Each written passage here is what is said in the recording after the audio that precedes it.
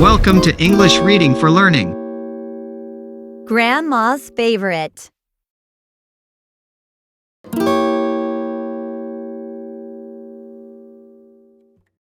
I like staying overnight at my Grandma Ruiz's house.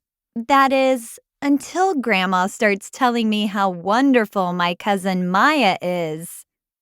Then it's Maya this and Maya that, until I don't ever want to hear another word about her.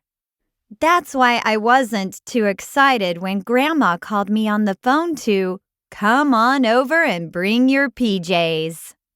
When I got there, it was worse than I'd expected.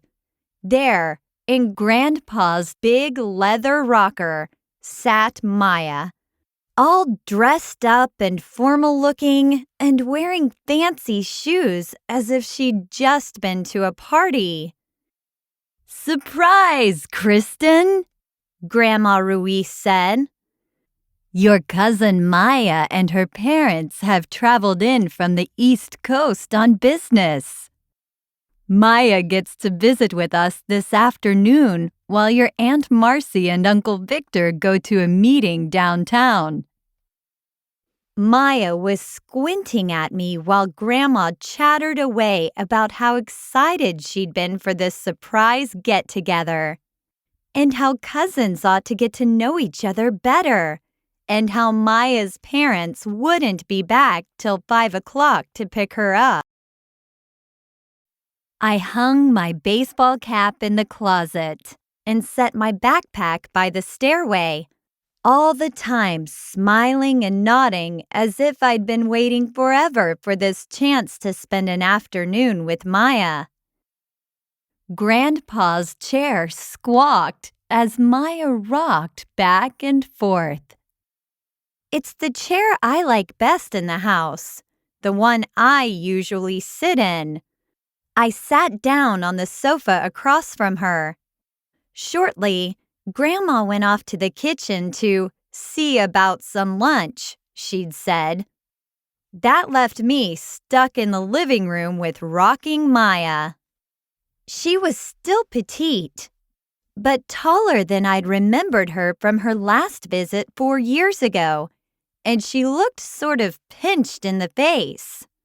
She was good at small talk, though, and was chirping away about how nice it was to see me again.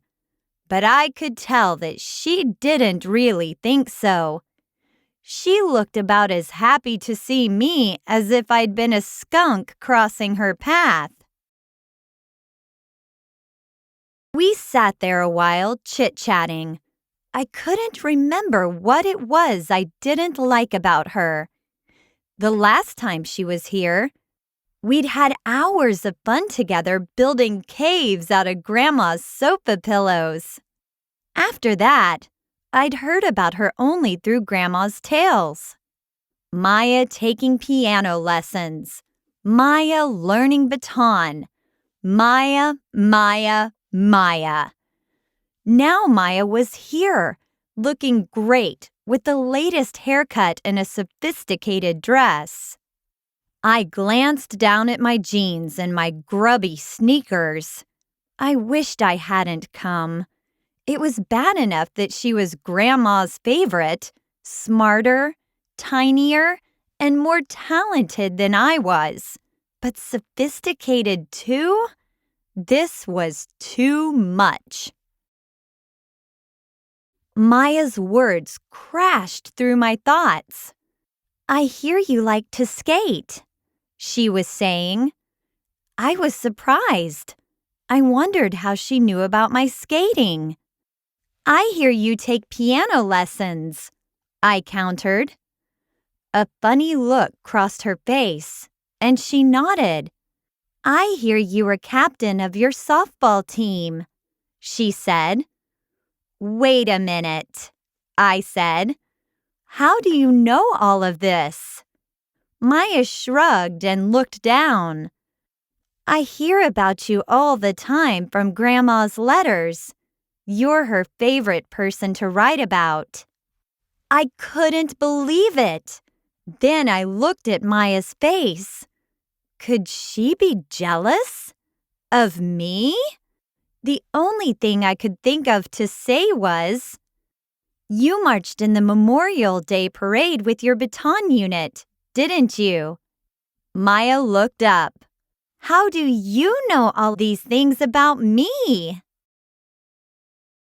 "Grandma tells me about you all the time, too," I said.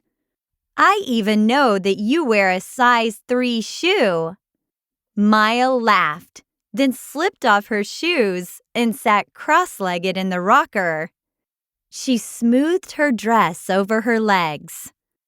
"My mom made me wear this today so that Grandma could see the dress I wore in the piano recital last month. Usually I wear jeans and sneakers." "It's a beautiful dress," I told her truthfully.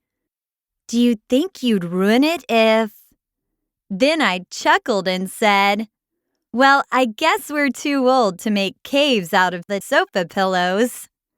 Maya laughed. "That was fun, wasn't it?" she said. "I have my jump rope with me. We could do that after lunch if you want." Maya and I taught each other all the jump rope songs we knew.